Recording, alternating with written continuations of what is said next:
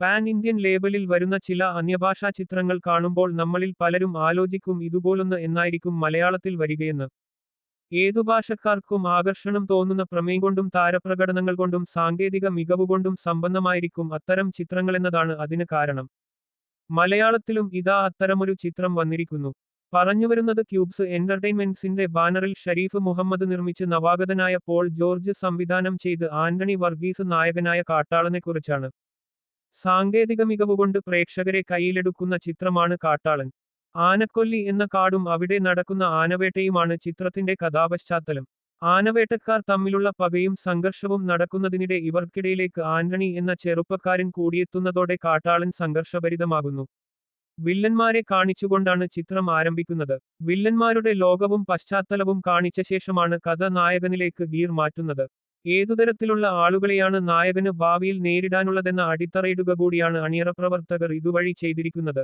സിനിമയുടെ ഭൂരിഭാഗവും ഒരു കാടിനുള്ളിലാണ് നടക്കുന്നത്. ഈ കാടിനെ ആനവേട്ടക്കാർ അടക്കി വാഴുന്ന ലോകമായിട്ടാണ് ചിത്രീകരിച്ചിരിക്കുന്നത്. അതുകൊണ്ടുതന്നെ ഒരു കാടൻ ലോകം കെട്ടിപ്പടുക്കൽ സിനിമയിൽ സംഭവിക്കുന്നുണ്ട്. അവിടെ നായകന്മാരും വില്ലന്മാരുമുണ്ട്, അടിമകളും ഉടമകളുമുണ്ട്. എല്ലാത്തിലുമുപരി അധികാരത്തിനു വേണ്ടിയുള്ള പോരാട്ടങ്ങളും ഈ ലോകത്ത് കാണാൻ സാധിക്കും. അതിൽ ആര് വാഴും ആര് വീഴും എന്നതാണ് ചിത്രം സംസാരിക്കുന്ന പ്രമേയം. താരപ്രകടനങ്ങളെക്കുറിച്ച് സംസാരിക്കുന്നതിനു മുൻപ് അണിയറയിൽ പ്രവർത്തിച്ച ചില സാങ്കേതിക പ്രവർത്തകരെക്കുറിച്ച് പറയേണ്ടിയിരിക്കുന്നു. സംഗീതവും പശ്ചാത്തല സംഗീതവും ഒരുക്കിയ രവി ബസ്രൂർ ആണ് അതിൽ ആദ്യത്തേത്. വില്ലന്മാരുൾപ്പെടെ ഓരോരുത്തർക്കും നൽകിയിരിക്കുന്ന പശ്ചാത്തല സംഗീതം രോമാഞ്ചമുണ്ടാക്കുന്നതാണ്.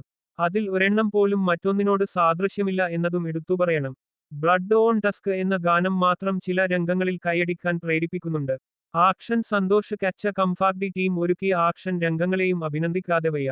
രണദിവെ ചന്ദ്രു സെൽവരാജ് സുദീപ് ഇളമൺ എന്നിവരുടെ ഛായാഗ്രഹണവും ഒരു സമ്പൂർണ്ണ ആക്ഷൻ സിനിമയ്ക്ക് യോജിച്ചതായിരുന്നു. എം. ആർ. രാജാകൃഷ്ണന്റെ ഓഡിയോഗ്രഫിയും കൈയടിയർഹിക്കുന്നു.